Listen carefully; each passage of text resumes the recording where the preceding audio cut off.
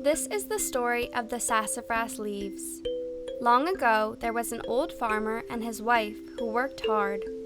One cold winter day, the farmer asked his wife to knit him something to keep his hands warm as he worked the fields. That night, as they sat in front of the fire, the wife knitted him some hand warmers. The next morning, the old man tried out his new hand warmers. When he returned that night, he complimented his wife on how warm his hands stayed in his new creations. But he wondered if she could knit him something that would keep his hands warm and also let him use his thumbs. The wife said, "Of course." And that night, as she sat in front of the fire, she knitted him a mitten with a thumb. The next morning, the old man tried out his new hand mittens. When he returned that night, he complimented his wife on how warm his hands stayed and how he could use his thumbs. But he wondered if she could knit him something where he could use his thumbs and his fingers. The wife said, "Of course."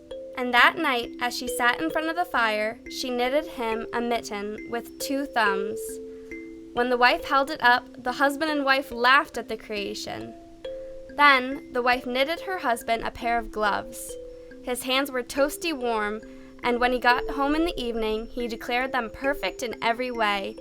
The wife laughed and hugged him and threw away her 3 failed creations out the window.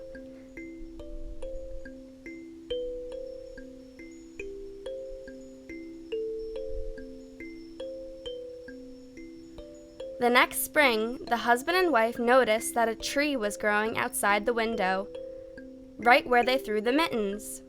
When they looked closely, they noticed that the tree had 3 different kinds of leaves, and that they looked like all 3 of the wife's mitten creations. And that's how the sassafras tree came to be.